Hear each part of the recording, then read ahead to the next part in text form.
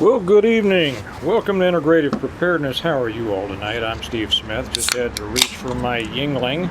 It's evening. I've had a heck of a day. I've accomplished a lot. I've worked in the garden, cleared a bunch of brush, burned it, planted a bunch of new stuff, put in some new planting beds, made several videos this morning for Rumble and American Reversion, and did a whole bunch of other stuff too. So I deserve this, and I hope you have one there for yourself. If you're new to us, welcome. We're glad to have you both here and on the Patreon channel. If you are new to us, I talk about a few things before I get to the main topic of the day, which today is going to be when is it too late? That's a major subject of conversation and discussion about when to get out of town. If you've read my books, the Stonemont Series, you know that I address that in there. Actually, I'm starting a new series here pretty soon where I'm going to be addressing it from a slightly different standpoint, and I think that's going to be very interesting. But when do you get out of the built-up areas? So I'm going to be talking about that in a minute. I want to talk about a few things before that. As many of you know, and this has to do with, well, our world and our country and preparedness. Title 42 is over on Thursday. You all know that. That means that we're going to get a flood of immigrants across the southern border, some of whom actually come from Latin America. Of course, we know that some come from China and some come from the Middle East, and who knows where they all come from. None of them are vetted, but we're just going to let them right into the country because, I mean, after all, what could go wrong? The interesting thing was that I saw is that CPB announced that they are going to be conducting a raid on the streets of El Paso. Every time I talk about or think about El Paso, I think about Marty Robbins. You all know the old... one of my favorite songs of all time.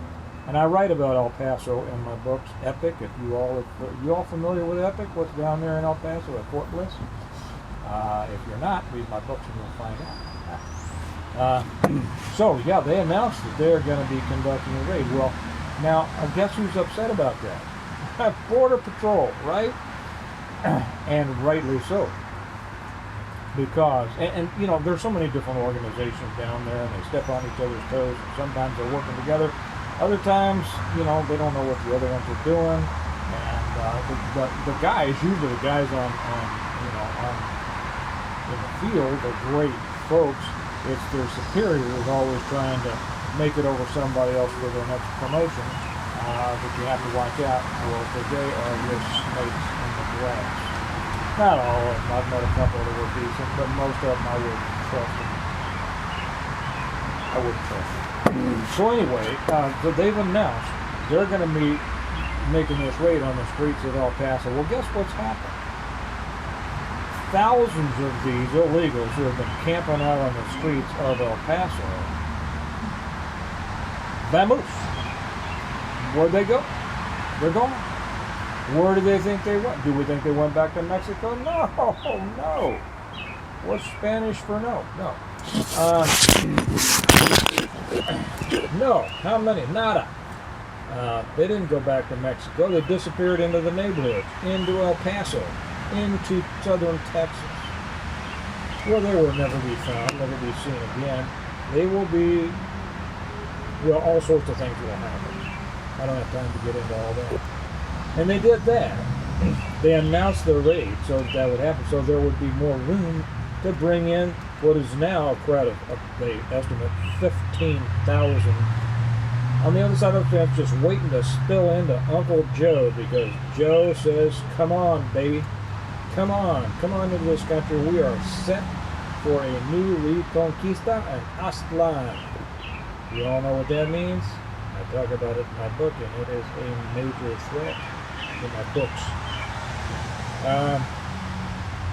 Yeah, Aztlán, look that up. Look up the Reconquista. Out there in California, it's the those pushing for reparations said that $1.2 million apiece per black American. I assume you have to be a citizen. I don't know. I mean, anymore, what do you have to be a citizen for, right? $1.2 million per black person is not nearly enough. It needs to be $200 million per black person. So I've told some of my friends who happen to be black, you better scurry out there and grab up some of that. I'll give you a ride if you give me a cut. Yeah, that's what's going on in our country, right? But Abbott, who I know, there's different feelings about Governor Abbott down there. I'm not a Texan, so I'm not in that fight. I don't know. I don't know. You hear good things, you hear bad things. Okay? But he's shipping more and more of these illegals to sanctuary cities. Excellent, red cities, because there's no such thing as a red state. Every state, I mean, there's no such thing as a blue city. That's what I meant. I'm sorry. A blue city. Sanctuary city. There's no such thing as a blue state. They're all red. It's just the cities that are blue. And so he's shipping more. And I say ship them all. Let them all come up here. Let's empty out Salvador and Honduras and Venezuela and Colombia and the slums of Mexico City and bust them straight into Hyannis Port and Martha's Vineyard and Washington, D.C. and San Francisco and Seattle and Portland, Oregon, and all of these places, Chicago, St. Louis, all of them, so that they can live the American dream. These people are welcome. Michigan, Minnesota, Wisconsin, all you people who think that all this immigration is great as long as it's someplace else, I think you should have it. You should have the opportunity to step up and actually follow through with what you've told us is the right thing to do. And I applaud you for that. Good for you. All right. So good for Abbott. Tucker Carlson. I was going to talk about this because up until a few minutes ago, as far as I knew, it was just a rumor.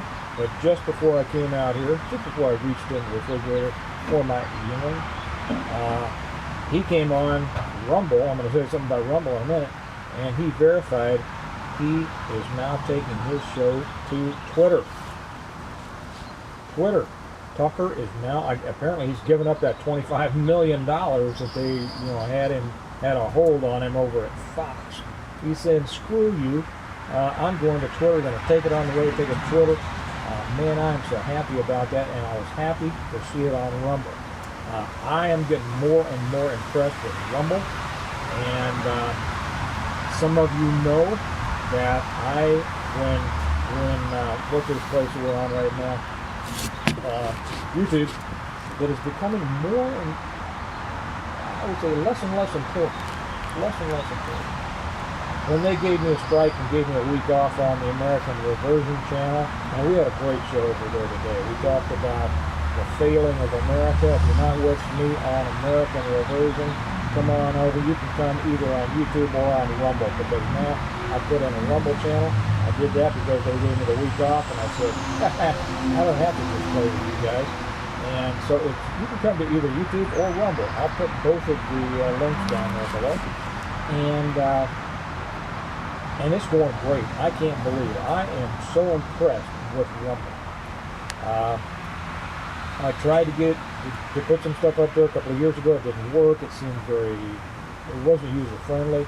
It is much better. And I'll tell you, the channels, I'll say this right now, the channels on Rumble are far superior to the channels on YouTube. I'll say that right now.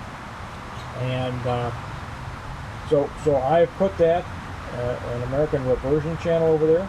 I will be putting an integrated preparedness channel on Rumble, and I will have all of the integrated preparedness videos switched over to Rumble. All of them. I don't know how they do it. They say that they can. Hopefully I'll just have to hit a button and it will magically happen. Don't worry, they'll still be here on YouTube as long as YouTube remains alive.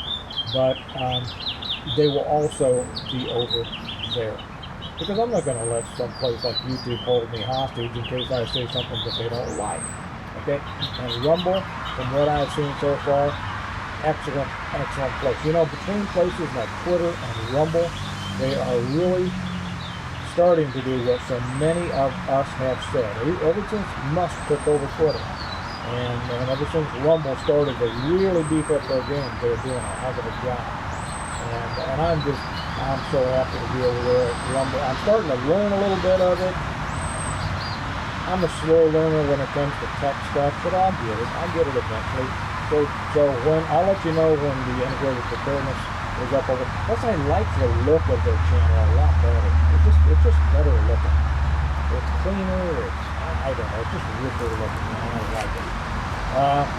If you're not with us on Patreon, and so I will be able to put stuff there, and then have Patreon. I'll be able to do the stuff there, and have Patreon also handle that. And there's a lot that I put on Patreon that I do not put on YouTube. And so if you're not with us on Patreon, if you're really interested in preparedness, you should be. You're shortchanging yourself if you're not. I don't know why, up to you. It costs $1 a month. So, for instance, today I talked about carry insurance and how often I clean my guns and things like that. People ask me questions, and Patreon is where I answer those. And we talk a lot more about self-defense, and I'll be talking about kill proofing over there and such as that. And so if you're not with us, you owe it to yourself to be over there. I think notice that I'm reading my list out of my Stonemont notebook. That's how I have too much going on right anymore to keep this in my head. So that's it. If you wondered, our last thing, what the heck is Stonemont? Am I wearing? Yeah, I am. I happen to put on a Stonemont t-shirt. Stonemont, I kept that to you. See that? Where life is good. Yes. Where life is good. Because it is. Life is good at Stonemont. What's that you say if you're not with me? That is the complete series of books. Whoops, I dropped. Hope I didn't hurt you. That fell off of my shirt. I'll get it back on there. The Stonemont series are my series of books, the complete plan on preparing for, surviving, and rebuilding after a total collapse of the country, the world, whatever. The reversion, the revival, the renewal, and appeal to heaven, the blessings of freedom, and the latest one that's blowing everything out, hostages to fortune. These are the Stonemont series collectively. If you're serious about preparing and you haven't read these, this needs to be your next step. You can buy them either on Amazon. I always put the links down below. They're available on Amazon, either in paperback or Kindle, or you can now get them through our website, stonemont.us. Not .com, stonemont.us.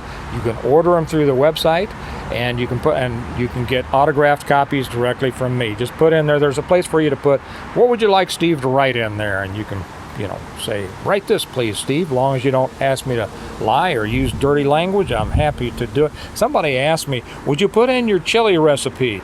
It was a little long to do that, but best wishes, keep prepping, something like that. Or to my good friend Bob, if you're giving them as gifts, and I have a lot of people do that. So anyway, those are available both on Amazon and on our website, stonemont.us. I have a lot of other things happening at the Stonemont website I'll tell you about later. Now, to the main issue at hand.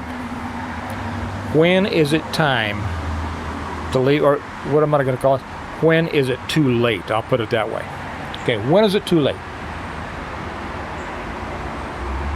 We're all familiar with the axiom, better a year early than a minute too late, right?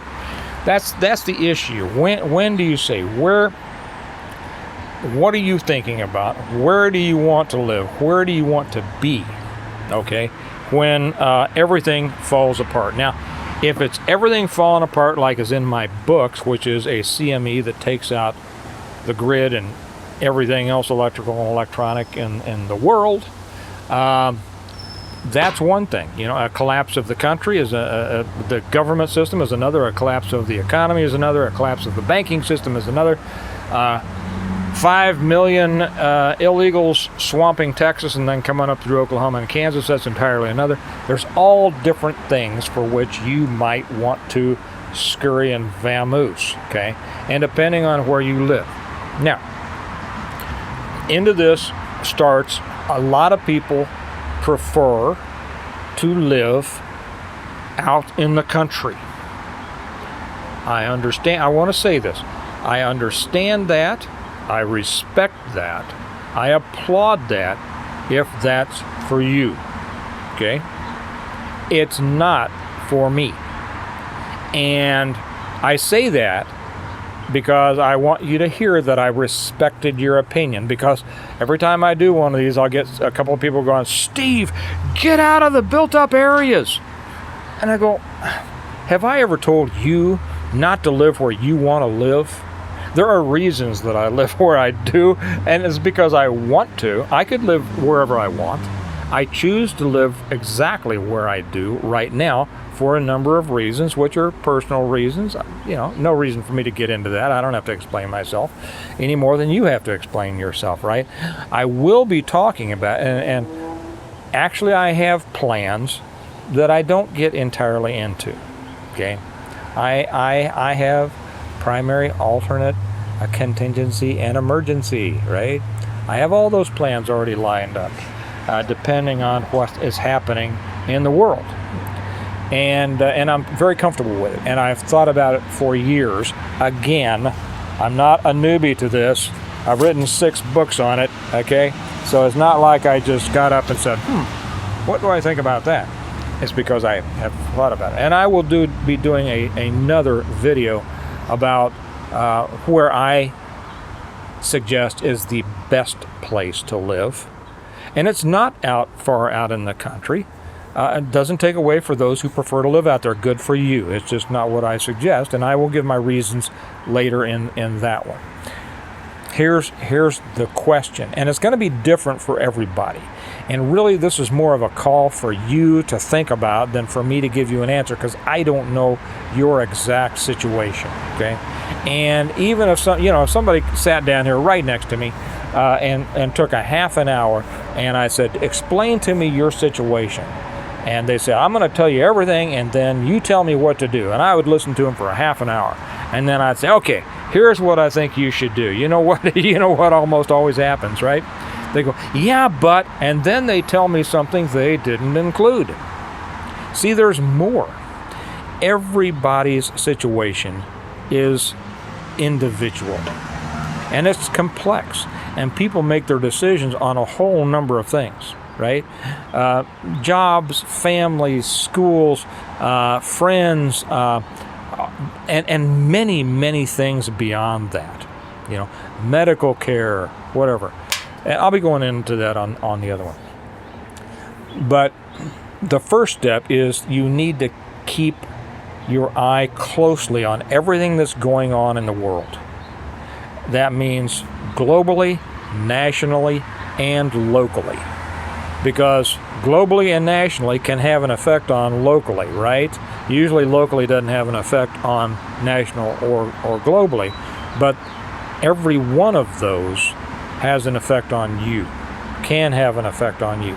So you need to stay tuned in to the news. That's number one. And I know I don't believe the news. You can't believe anything you hear on the news. Yeah, you can believe a lot you hear on the news. You just have to be discriminating. You have to have an understanding about what they're saying, why they're saying it, where they're probably lying or making things up, how they're spinning it. But if you're smart and you've been paying attention and you're an adult, you can pretty much tell what's going on. And by that I mean, is your bank about to collapse? Okay, is the banking system about to collapse? I talk about a lot of that over on Prepping for Prosperity channel. And there are big problems in the banking system. They're saying they're not, but there are. Okay, you want to be ready for that. A little hint here, I don't keep a lot of cash in the bank. You decide whether you want to. But what's happening in your town? Are there racial problems? Are there riots coming? Are there threats coming? Are they getting everybody ready to thinking they're getting 200 million apiece and then going to slam dunk them and say, no, you're not? and you have a business down there and all of a sudden you see on the news your business is burning, okay? Or you hear a bunch of people coming down the road. Okay, those are things that you need to do. That's why you need to watch the news, okay, always. Then you need to make a list and have trigger points that apply to you. My trigger points have nothing to do with your trigger points, okay? I don't know. You don't know my situation. I don't know you, but you do know your situation, okay? And so you need to say, okay, if this happens, this is what I need to do. Now, it's not going to be linear. It's not going to be that simple. It's not just going to be one thing. Because if one thing happens, that can be affected by a couple of other things, right? So you have to say, okay, if that happens in a certain way, how does that affect this over here and this over here, and my decision as to what to do? Now, as all these things come together, hopefully, if you are not in your 100% safe space right now, you will start thinking about getting to your, and there is no 100% safe space. I'm going to be talking about that when I talk about kill proofing. There's no safe space in the world, but there are places that are better, are more easily defended, okay, and are easier to make hard targets, and that's what you want. So you need to say, at what point do I need to improve my position, okay? And then sit down while things are, fairly calm, because the worst time to make a decision is when everything is exploding and falling apart and you haven't thought about it, right? Think about it now. Get your stuff ready to go. If you're going to be having to move to another location, first off, know where that location is. You want several locations. Here's my advice. You want several locations. You want your end location to be far enough away that whatever happens regionally, unless it happens nationally, anything that happens locally or in a smaller region is not going to affect you at that location. And then have some interim positions in there. Okay, something happens here. For instance, our first place is 5 miles. 5 miles from here. The next place after that is about 8 miles beyond that. And then it stair steps and stair steps and stair steps until we have a final location that is about 120 miles. Okay? Now, the bad thing about that is depends on what happens, right? That is way out in the boonies. Nobody would ever stumble upon it, but the thing is, it's not that far from a major air base that would be a target. Here's the thing. Many built-up population areas are not necessarily primary targets if we're talking about a nuke. If you're talking about a nuke, it's one thing. If you're talking about an EMP, it's another thing. If you're talking about, a cyber attack on the banking system, it's something else. A cyber attack on the water system, a cyber attack on whatever it is. All of these things have different solutions, and you need to think about what those solutions are for you. And then we have another location that's about 120 miles further than that. Okay? But without those interims, that one that's 200 and some miles away is really not that good, because what we would be thinking about is essentially, well, now we got to go and we got to make it 200 and some miles, right? How are we doing on time here? Let's see. Okay, we got a few minutes. Didn't mean to put my hand in your face, but I couldn't see the time on the phone. Because we may not have to go 240 miles. 5 miles might do it. Okay? 8 more miles, 13 more miles might do it. We might be able to stage there for a while, stay there for a week or two, and come right back. Maybe not. Maybe we need to go to the next one, 120 miles. And maybe at that, it's still not enough, and we got to keep on going. Okay, I'm pretty sure, I'm pretty secure about that final one. You can never be. First off, you can never be 100% sure about anything. Okay, so that's what I want to caution. You'll hear a lot of people talk about, I'm sure this will never happen, and that I can take care of this, and You don't know. That's the thing about life. It's the thing about the world. The world is a high threat environment. Okay? All sorts of things can happen. You have to be ready for pretty much everything. That's the purpose of preparing. Now, yes, I do have more Yingling packed, ready to go. In order to do that, you have to be ready to go. Now, how is that? I suggest that everybody have pre-loaded, if you can. You may not put it in your vehicle. One of the things that I suggest to people, if they would like to for that very purpose, is if you have a lot of things stored, whether it's your food, your camping gear, your survival gear and all that, why not get a box trailer, back it into your garage, and store it inside the trailer rather than inside the garage. Okay? That way, you don't have to go out there, back up the trailer, start loading stuff into the trailer, while whatever threat is headed your way. You use the trailer as your storage facility. If it's all coming your way and you need to vamoose, you go out there, you back up hopefully you got a big vehicle, you back up your truck or your SUV, and I suggest SUVs over pickups. There's reasons for that. I'll do a separate one on that. I have 3 big SUVs for that reason. I can carry so much stuff, and I do it with that in mind. And so you back up your SUV or your truck to the garage, you hook your trailer up, and now you're ready to go. You're gone.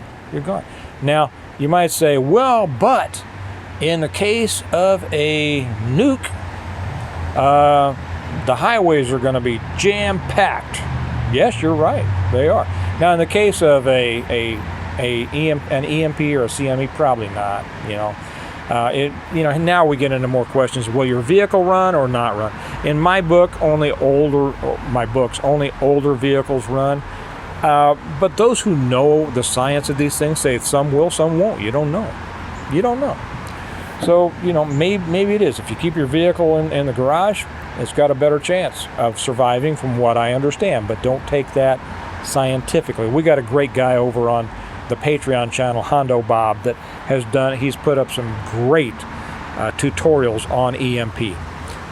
If you're with us on Patreon, make sure that you go to the community section, read that stuff. And again, if you're not over there, why not? You should be. So back that up and get going. The highways might be backed up. Well, why are you going on a highway? You should know 10 different ways to get anywhere you're going. And the key to that is leaving soon enough. This is where keeping yourself informed is very important, okay? This is why being prepared, but so many people are prepared, they think they're prepared, but they hate to watch the news. Well, to me, that's not prepared, because you are not giving yourself the benefit of information that is out there. And it's the information that drives your actions, okay? So if you don't want to watch the news, it's up to you, but you're shortchanging yourself. Keep track of the news. Watch what's going on. You should be a day or two ahead of people. Before it's time to go, you should be heading out. And like I say, in case of a nuke, that's an entirely different thing. We're not really talking about that. Heading out for your extended vacation. Could be a week, could be a month, could be 6 months. Living on the road, living out of your...